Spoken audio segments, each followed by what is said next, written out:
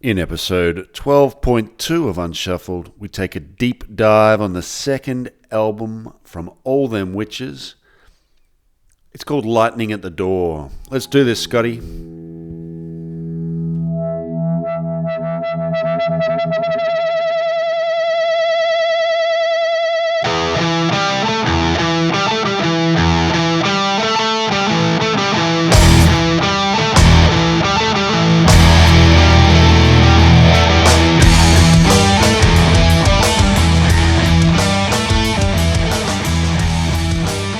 Welcome, listeners. Welcome to Unshuffled. Welcome back to all our regular listeners and a big welcome to any new listeners out there. I'm your co-host, Matt, and joining me, as he always does, my man in Japan. He's going to introduce the album that we are talking about. This is Scotty D. Welcome, Scotty. Well, hey there. Thank you. Okay, so we're doing All Them Witches. We're doing the second album, which is Lightning at the Door. The release date for this was November 5th, 2013. The re-release date is January 15th, 2016. I feel like the next album is sort of the third album, and I don't know, we'll find out when we get there. It's kind of where All the Witches really took their foothold, and I think that these other two sort of were floating around in the ether.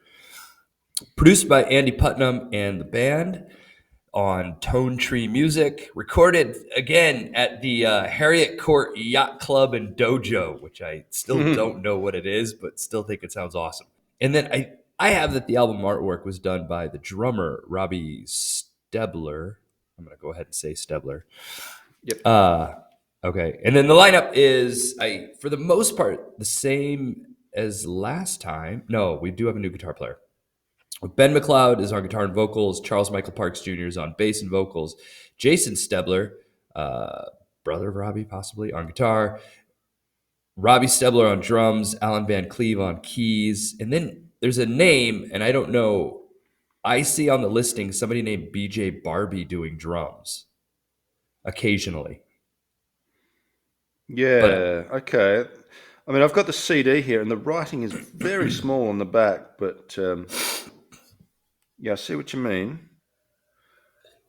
Drums, JJ Barbie, drums, something.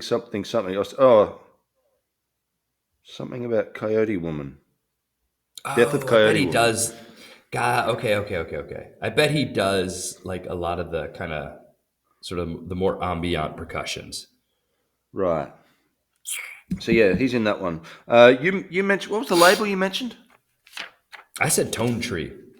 Okay, because my CD is put out by New West Records. So maybe it's I don't know if it's the original or the re-release.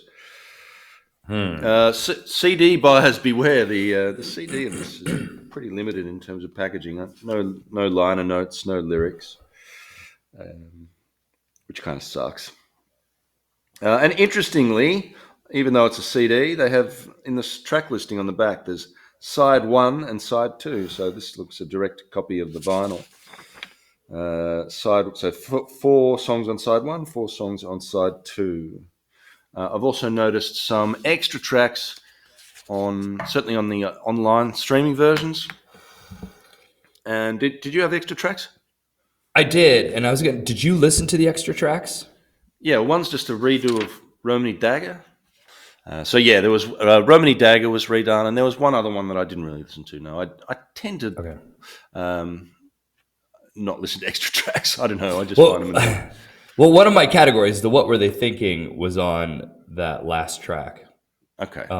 Anyway, so I'll do what when we get there. Well, when we get there, but before we get to all of that, we've got to start with the opener. That's for new listeners. We have 4 categories of song that we're going to explore, just to give us a little focus to our ramblings. We're going to be doing the opener, the killer, our favorite. We'll nominate a favorite song each. The grower, the song that grew on us, and then if we've got any slightly non-positive things to say, we'll put that under the filler category as well. But I don't know, sneak preview, I had a lot of trouble finding filler on this album. It's a very strong album. Generally, started with a very strong opening track called Funeral for a Great Drunken Bird. What did you think? I really liked the buildup of this track. I really liked how it sort of, and the only word that I used, or the word that I used to describe it was sort of ethereal. It's just ethereal and haunting, and really sets the tone for what this album is. It definitely feels, this album to me feels like it's going in a different direction from the beginning. I didn't follow the lyrics close enough to identify if there was if this was a concept album, but I kind of got the sense that it was.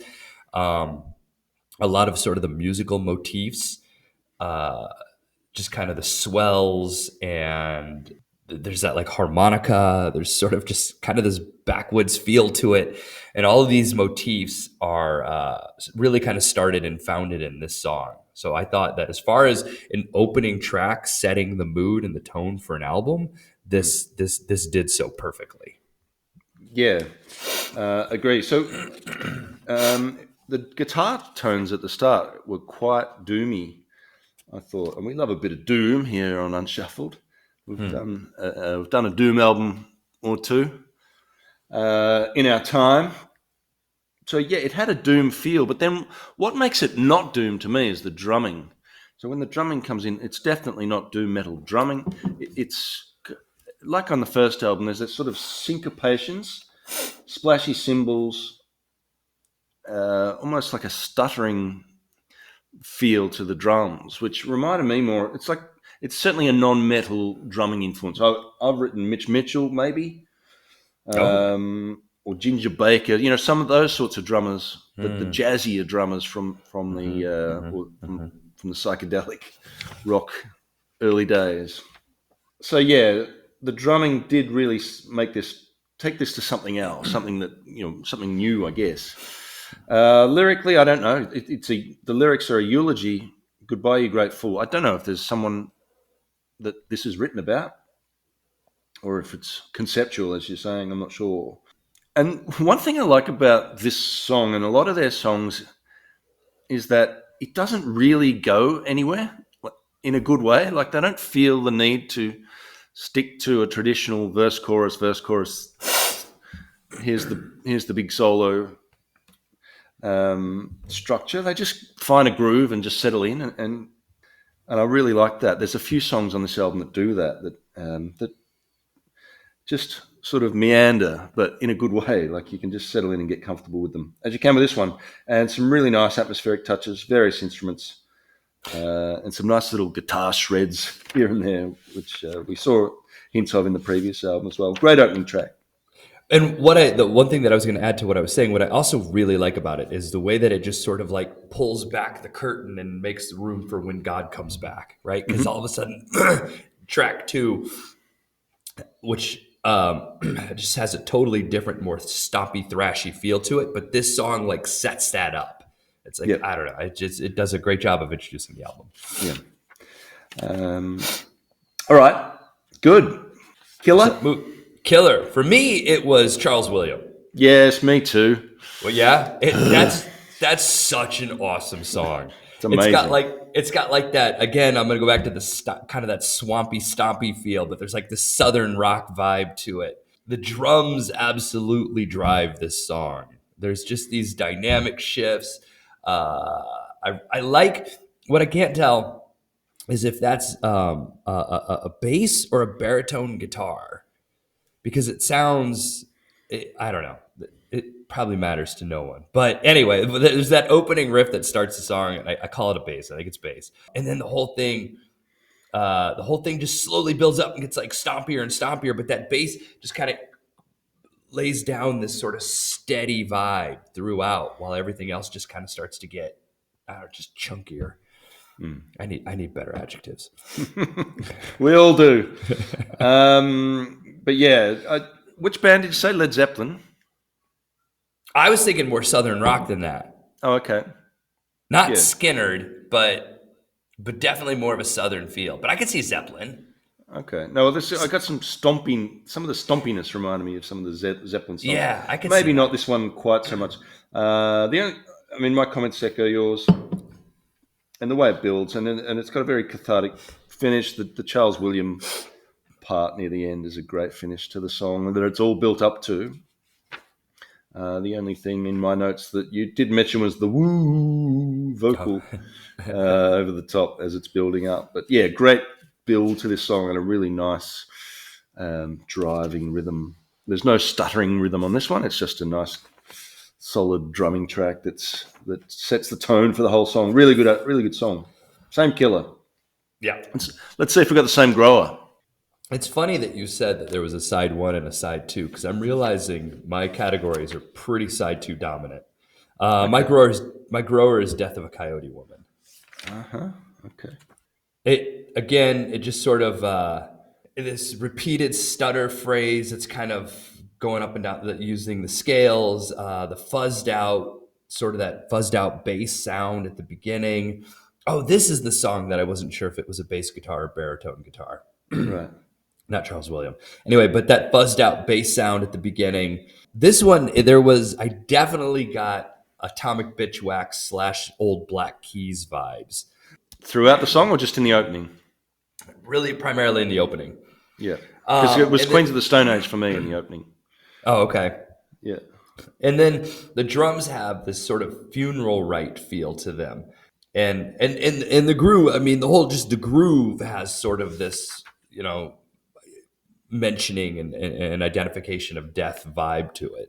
For 8 minutes and 11 seconds, when I see a song is 8 minutes and 11 seconds, my first instinct is, right? But this is one of them that holds me through. There aren't any weak parts. No. I've got a question for you. As an English teacher, now the lyrics, because I've got a bone to pick with the lyrics I was reading on Genius, I think was the website I was using for the lyrics here. Link in the show notes, listeners. But the line, "How have I been chased for so long?" How did you hear chased? Chased or Chastee?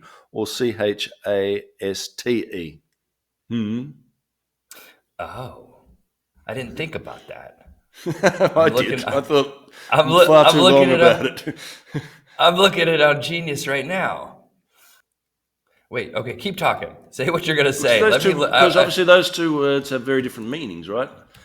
Oh, totally. And to me, it was important as what he was trying Okay, to hold say. on. So, were you thinking Chaste? Because everything says Yes. Chased. Yeah. No, I definitely, when I heard it, had Chaste in my head, which Yeah, is a I mean better that makes more lyric, sense, right? and it makes more sense. Like It makes more sense. It's a chased, better lyric. it fits in with what they're saying. Oh, I think you're right. Yeah. Yeah. You're wrong, genius. Ah, look at that. But I don't have liner notes on the CD to support my theory. The chased with the TE is also a nicer word to have in lyrics. Like it's more I poetic agree. as well. Do you think the band's listening? I don't know. One I don't day. even think my buddy listens anymore. He's moved on. Found other things. He's Everybody's found listening. one of the other unshuffleds that are popping up around the world. Everybody's listening to Joe Rogan. It's good. Less listeners, the better. Less pressure. Right, I My agree. grower, my grower is track 4, which is the last track on side 1. If you had an album and a vinyl, "Swallowed by the Sea." Remarkable song, this one, and it took a little while to get my head around what they were doing with this one because it's 3 distinct, different songs in one. I called it a triptych. Each part is really nice, but each very different to the other, and the 3 of them together make a really nice whole, even though they don't necessarily link. There's not a clear and obvious link from one part to the next. There's this doleful shanty at the start, very dark, about how his sweet one poisoned him, and now he's present for her as some rope, and she's going to be swinging from a tree or something. So very dark lyrics. And then the middle part is this doomy bit. It's just this massive doom riff, and that is doom. And then the song changes again, and it goes into the sort of psychedelic. It's probably the longest part of the song, the psychedelic bit that takes it out, back to the syncopated drums, and it kind of stutters and stumbles its way to its conclusion. In again in a nice, way. So I just liked the fact that it was a song in 3 parts, but it did take a while to get my head around what they were doing with that one. So that's my grower. That's it's funny that you had mentioned when you were talking about the jazzy drums. That was actually that's all over my notes for the third part of that song Yes. is the jazzy drums matched up with the spacey psychedelic guitar. So yeah, really nice song. Yeah. That was my grower. Filler is hard to find. I don't know if you agree. Yeah, I this album's just too tight. It's 8 really good songs. Yeah, I don't have a filler. I have a what were they thinking, but I don't have a filler. All right. In lieu of a filler, let's go straight to what were they thinking, just so we can say something negative here, even though it's not Okay. technically filler. But yeah, what were they thinking? Let's jump to that category. Well, but the thing is that my what were they thinking was the ending this album on surface to air whistle. As I was listening to my version of the album, the digital version, I was like, okay, we're coming back and picking up Romany Dagger Remended. All right, that fine. That's the coda. But I really like the whole time I was just like, this needs to end with Mountain, right? At about the 5-minute mark, Mountain turns into like this badass Zeppelin song. Yeah. And it was just like, there it is, shut it down. Thank you all for coming. Have a good night. But okay, fine. If they're going to go into Romany Dagger. But then this like ending it on surface to air whistle, which is sort of this long, meandering instrumental. It's like, why would you do that? I've already turned off the album halfway through the song, right? It's clear at 2 minutes in that this song isn't going anywhere. So I guess I'm done. Whereas like Mountain, you end on that, it's just like, hell yeah. That was awesome. Yeah. So I anyway, agree. but to your point, it sounds like 9 and 10 were tagged on later, so they weren't actually part of the packaging. Yeah. I don't think we've ever had a sort of bonus track that we've felt has added to an album. They always seem to subtract rather than add. I think the one case was Ghost. There was I feel like there was Ghost had and I'm not coming up with any of the names right now, and I won't dig around to find them. But like the third or fourth Ghost album, I think there was a song that took off and became a huge hit, and then got in the repackaging was put on the album. It was oh damn A it. Square Hammer or something. It was Square Hammer. That was exactly what it is. It was Square Hammer. Okay. Yes. And I think that's the only instance I can think of where that happened. Yeah. No, but when they tend to just detract from the art rather than add to it, I find. We've had it several times now. My what we're thinking is exactly along those lines, but it's Romany Dagger. Like, why did they need to put another version of that on? I'm not sure. Yeah. What's different about it's the darker. remended version? It's definitely darker. I like the original one. I do like the original one. I like the fiddle. I like that. That just sort of I like it. It really kind of picks up the whole vibe that I think track 1 started, that I was kind of talking about. Romany Dagger Remended is longer, and I don't know if it's in a different key, but it's more haunted. There's a more haunted feel to it. Yeah, I didn't Not really bother with it necessarily because I thought the first one was fine, so I didn't really bother listening Yeah. to the second one. It was Led Zepp 3. We haven't spoken about Romany Dagger, but Led Zepp 3 was the album that it harked back to. For me, that's folky stomp instrument. Yeah. I can't. What are the songs on Zepp 3 that do that? Bronny Hour Stomp or Bronny Ars. No. I mean, there were a lot of Zeppy moments on this album, I thought, including track 2, which we mentioned, and it wasn't in either of our categories, so maybe we can have a quick chat about when God comes back, which you sounded like you really liked, because that was a classic call and response. The vocalist does the call, and then the guitar comes in with the response in the same way as Black Dog. That's exactly what I wrote. Yeah. That's like word for word what I wrote. Oh, there you go. And Black Dog was the song. And in fact, I think you could superimpose Cut Me Up Primitive, I'll Die Like a Slave over Hey Hey Mama, said The Way You Move, and you'd pretty much match them up nicely. So yeah, all track two was missing was Robert Plant, I thought, and then you had a very Black Doggy song. But I mean, there are lots of bands that are influenced by Zeppelin, but I don't ever feel like this band is. I mean, obviously Zeppelin are an influence, but I never felt like they were a rip-off in the same way that you would with what's that other band?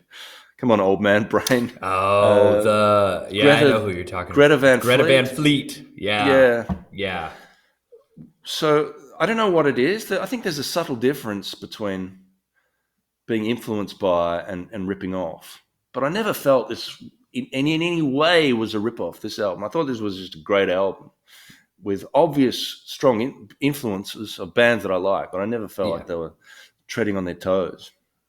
And you were right, by the way, about Bronyar Stomp being Right. the one that has that. Yeah, it is that one. Okay. I thought that was on a later album. But yeah, I mean, what are your thoughts on influences versus ripping off?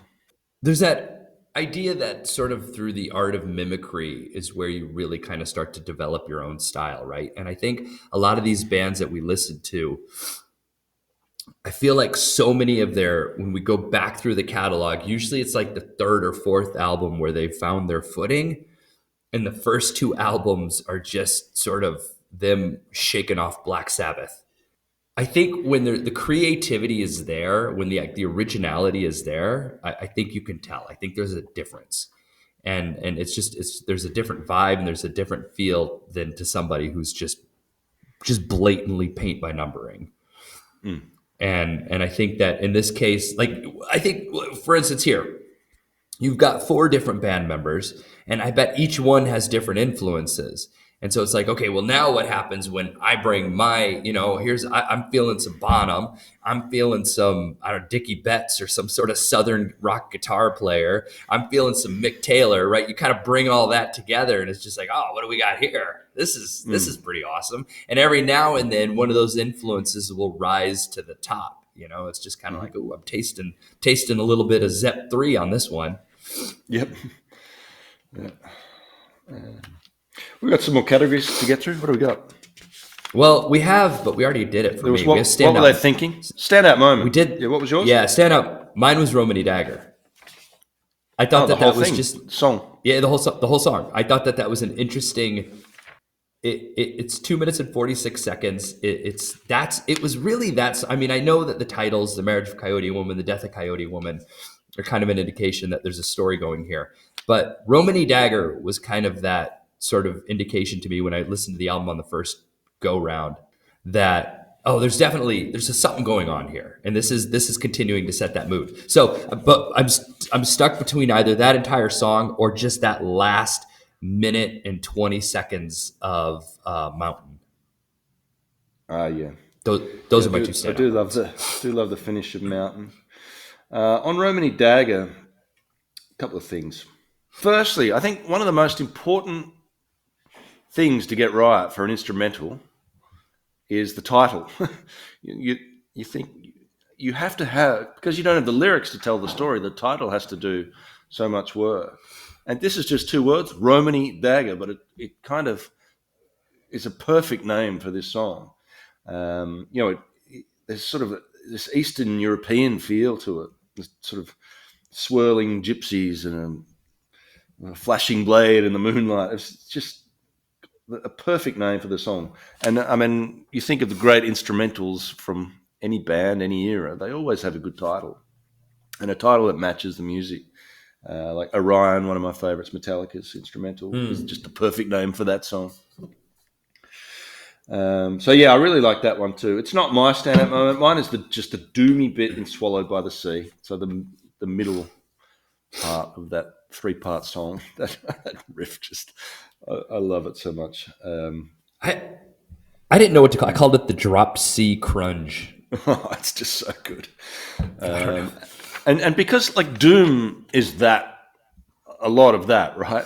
But when it's just riff after riff that are kind of like that, a doom album can be a little overwhelming. But when there's just one in the middle of on either there's a sea shanty on one side of it and a sort of jazzy psychedelic bit on the other, and then in the middle there's this just crushing doom riff. It really makes it stand out. So yeah, that was my standout moment. What Which about happened on my notable run. lyrics?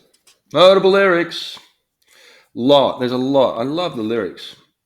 Yeah, I do too. The one I picked, all of my categories are everything seems to be exclusively from the back half of the album.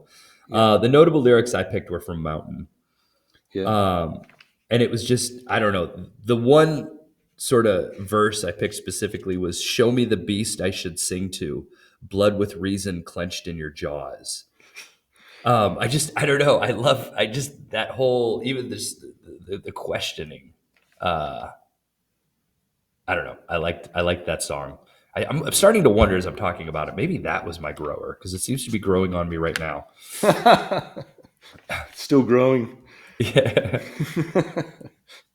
Yeah, perhaps not so lyrically for me. Maybe not quite as many biblical references on the first album, but there was one in Charles William where he talks about Jesus was my dad. So that one caught my ear. Never laid a hand on me. That anything biblical, I like. So there's my little notable lyric. There's some great imagery throughout that song as well. So yeah, great lyrics all through the album. They do good lyrics, these boys. Yes. Agreed. What do we got next, Scotty? Band Brownlow, is it? We never Yes, really sir. spoke about the artwork. Did you want to mention that? Did you want to go back and I don't really know what to say about it, to be honest with you. I don't understand what's happening. right? It looks I kind like of look. chalk. Is it a chalk drawing? It does. It exactly looks like a chalk drawing, like maybe chalk on black paper. Mm, Is it like, is that, I can't tell, but I don't, like, is it a head coming out of the mountain? Are don't know. those its shoulders? Well, they look like lightning bolts coming out of. I don't know. Have a look, listeners. Yeah. It's just some sort of scary creature, seemingly hovering in the air. I don't know. I don't mind it. All right, so we've got one more thing to do, Scotty, as always. The band Brownlow. This is what our listeners hang around for. This is why they tune in, really. And so get your spreadsheet ready. Everybody taking their notes? No, I got it. I got it. All right, good. You've influenced my decision here because listening back to our previous podcast, you were continually talking about how good the guitar solos were, and I think I was a bit more attuned to them because of what you said on the last album, and I think he's done it again. I really love the guitars on this album, and whenever there's a solo, every now and then, it's not just shredding. There's some real bluesy stuff too. What was the song? There's one where he sounds like BB King, just Oh, such simple blues. it's the Marriage of Coyote Woman. Yeah, that's the one.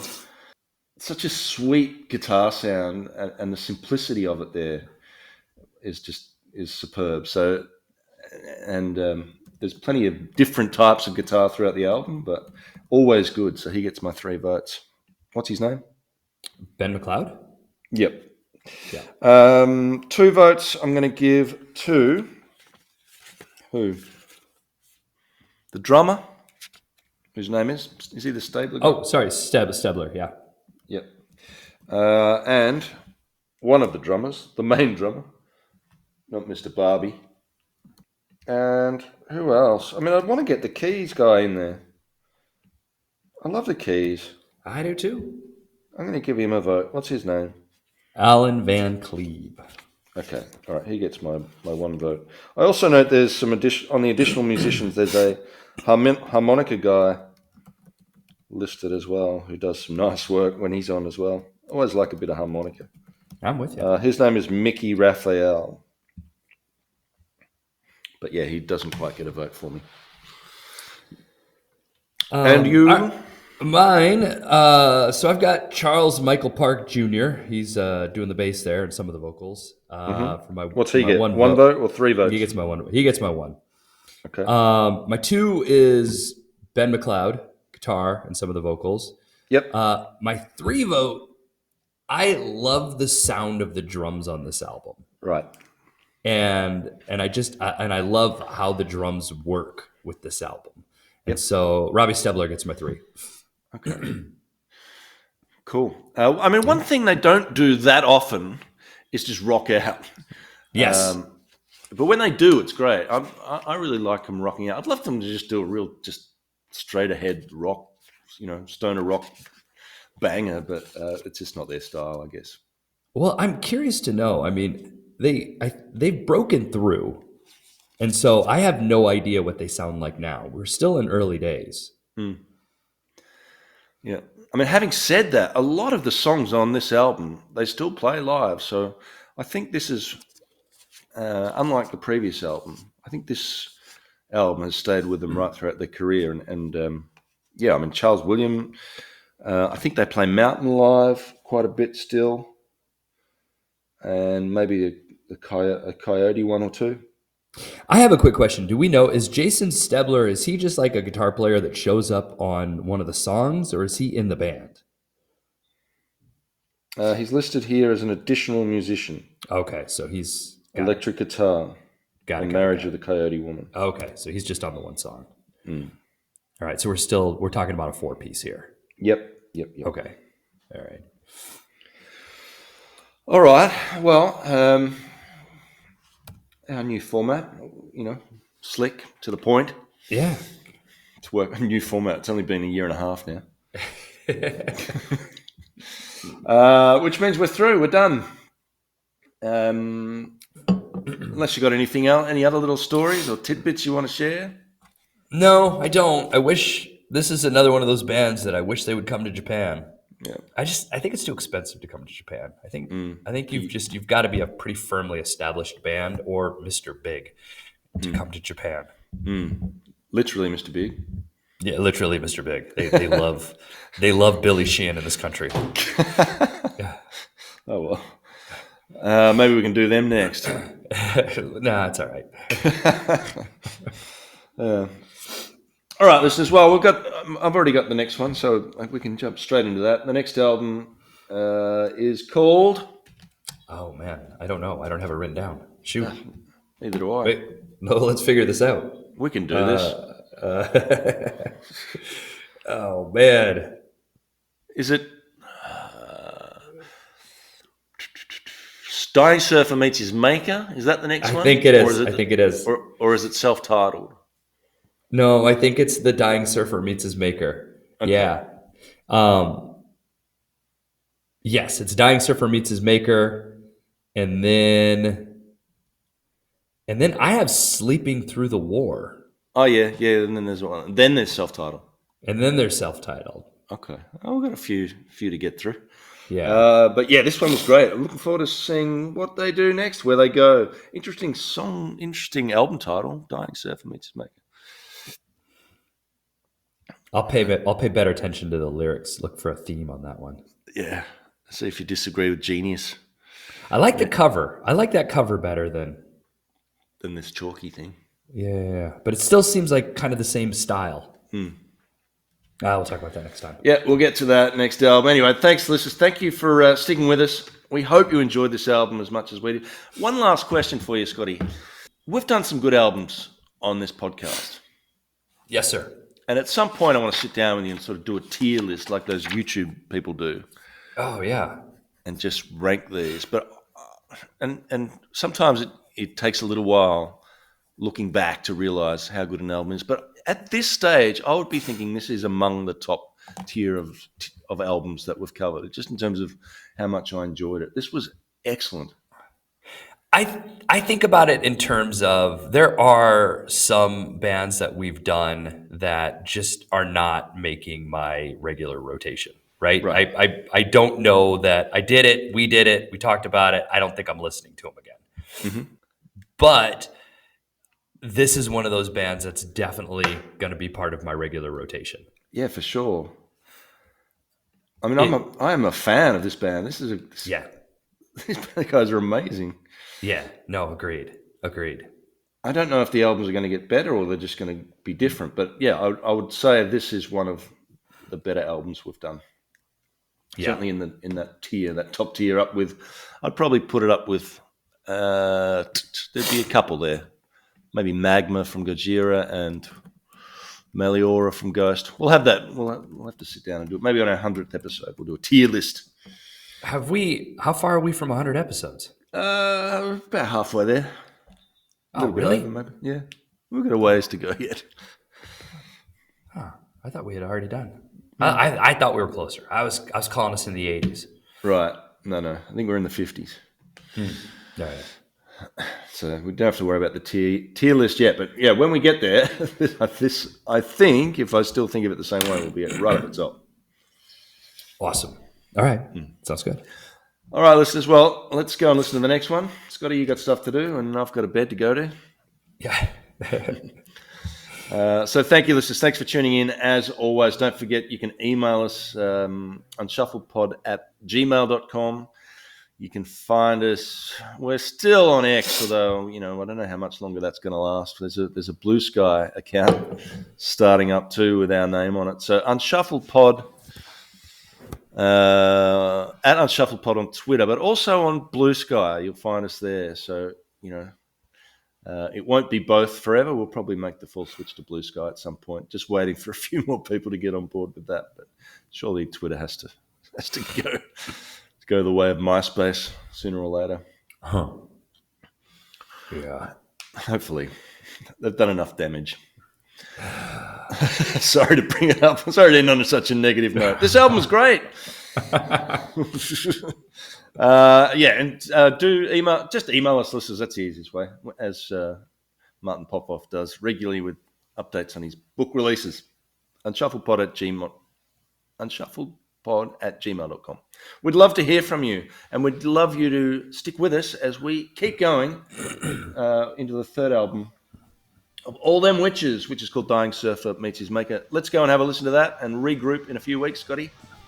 Yeah, absolutely. All right. So thank you, listener. And shout out to Mayor Matt if you're still listening. Yeah, come on, Matty. Send us an email. Bye. Bye.